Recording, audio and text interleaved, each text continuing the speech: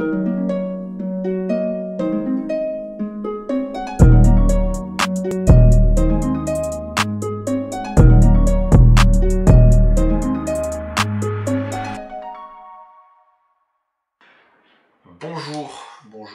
française, bonjour français, plus précisément bonjour ma classe de 3e B, puisque ce sont les seules personnes auxquelles je m'adresse.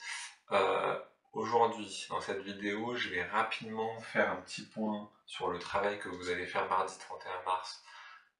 Ce sera rapide, mais il faudra écouter attentivement parce que ce travail que vous allez faire mardi, vous aurez à me le rendre, d'accord ?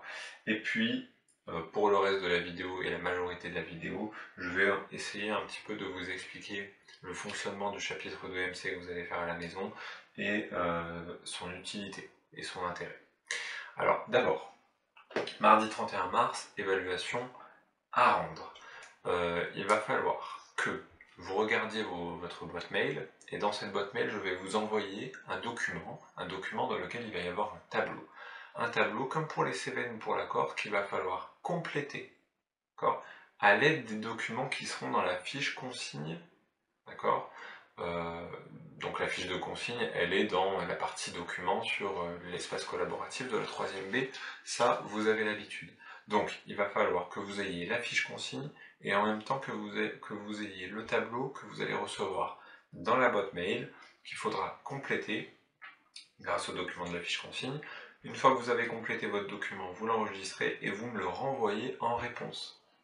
Ok ? Bon, j'espère que c'est clair. S'il y a des difficultés, vous pouvez m'envoyer un mail, il n'y a pas de souci. Donc, document à rendre, ce sera non pas sur les Cévennes, on l'a déjà fait, non pas sur la Corse, on l'a déjà fait, mais ce sera sur un autre espace de faible densité, le Haut-Jura, où il va falloir que vous me localisiez, pourquoi pas grâce à Google Maps, mais il va surtout falloir que vous me montriez que c'est un espace de faible densité, qu'il a des difficultés, mais qu'il a aussi des atouts, et ça c'est important à voir. Dans ce tableau, il va bien falloir me donner des réponses rédigées, développer. Bon. Une fois que ça c'est dit, on passe au chapitre 2MC qui s'appelle le citoyen dans la République. Alors dans le premier chapitre de MC, on avait vu qu'un citoyen avait des droits et des devoirs. Alors, un droit, par exemple, la santé, l'éducation, le vote, voter. Des devoirs, alors un devoir dont on avait parlé, c'était celui de payer des impôts, bref. Nous, on va se concentrer sur comment le citoyen peut intervenir dans le régime politique dans lequel on est, à savoir la République. La République est née en 1791, je fais un rapide historique, et cette République, c'est quoi? C'est un régime politique dans lequel les gouvernants gouvernent parce qu'ils sont élus par le peuple. Okay, donc ça veut dire que le peuple donne le pouvoir à des gouvernants qui, eux, gouvernent. Sauf que ce gouvernant, il est contrôlé. Dans la République, le gouvernant, il est contrôlé par ce qu'on appelle la Constitution. L'idée, et d'ailleurs l'idée était déjà dans ce drapeau, puisque ce drapeau bleu, blanc, rouge, à l'origine, c'était un drapeau bleu et rouge, les couleurs de la ville de Paris, du peuple parisien qui a fait la Révolution. Donc l'idée c'était que le peuple de Paris, représenté par les couleurs bleu et rouge, contrôle la royauté. Que la royauté était désormais encerclée, contrôlée par le peuple. Cette idée-là, on la retrouve également dans la République, parce que le gouvernement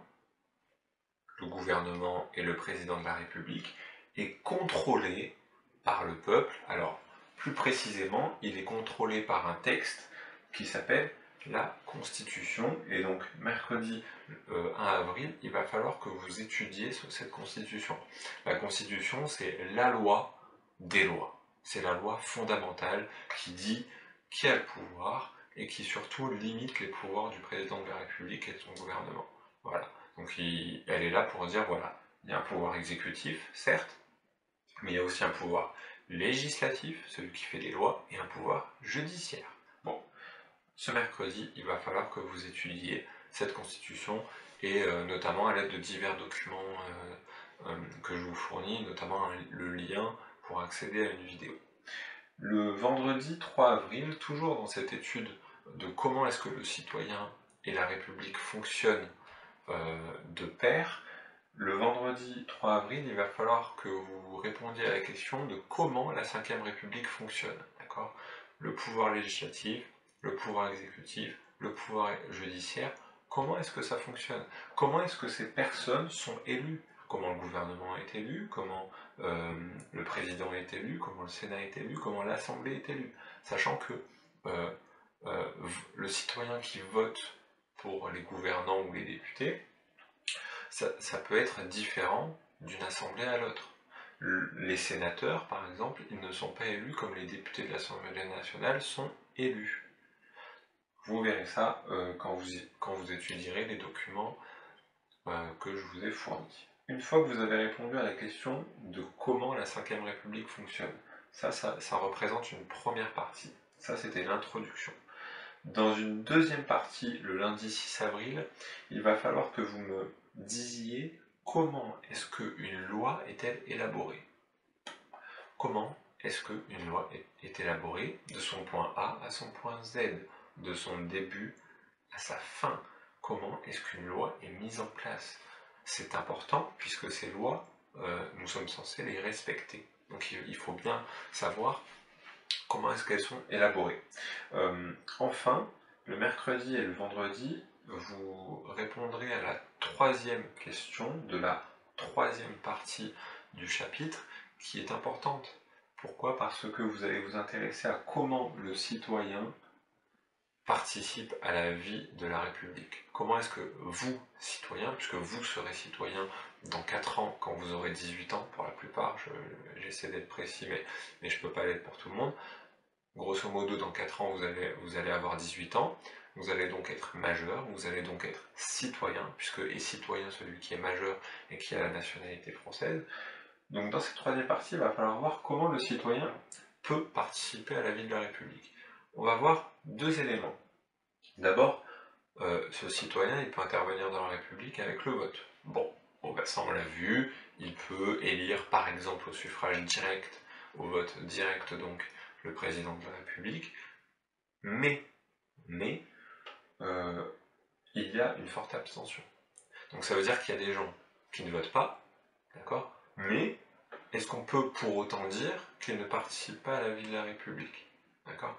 On va donc voir que, donc le vendredi 10 avril, on va voir qu'il n'y a pas que le vote qui peut valoir comme participation à la vie politique. On peut s'engager, donc s'engager toujours, passer à l'acte, on peut s'engager autrement que par le vote. Et donc là, vendredi, je vous propose de faire une analyse d'œuvres d'art.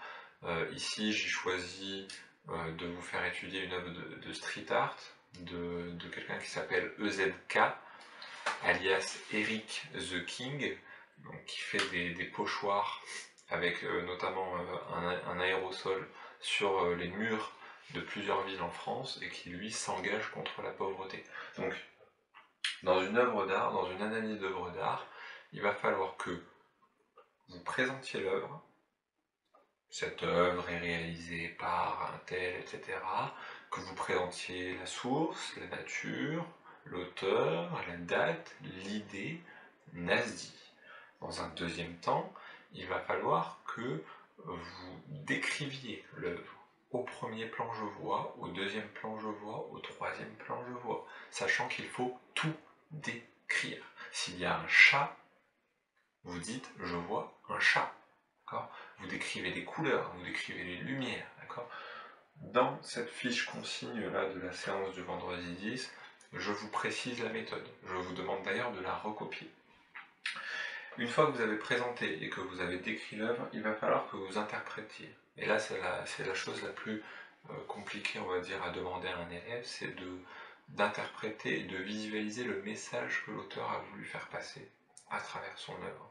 Qu'est-ce qu'il a voulu nous dire, d'accord ? Qu'est-ce qu'il a voulu nous dire précisément? Quel message il veut faire passer? mais il est également primordial pour vous en tant que futur citoyen, puisque dans 4 ans vous allez être citoyen, et donc j'estime qu'il faut, en tout cas que c'est primordial de savoir dans quel régime politique est-ce que vous vivez, et comment est-ce que vous, quand vous serez citoyen à 18 ans, comment est-ce que vous pouvez participer à la vie de votre pays, à la vie de votre République. Essayez d'y prendre du plaisir, soyez enthousiaste avec l'étude de votre régime politique, qui évidemment est critiquable, mais en tout cas c'est le vôtre, et c'est pour ça que il faut que vous sachiez comment il fonctionne, quel texte le dit, et comment est-ce que vous pouvez, en tant que citoyen, y participer. Travaillez bien, lisez bien les documents, soyez attentifs aux consignes. En attendant, j'espère que vous vous portez bien, portez-vous bien toujours, faites des activités manuelles, à côté évidemment du travail que vous accomplissez avec brio, je l'espère, et en attendant, je vous dis à bientôt pour une prochaine vidéo.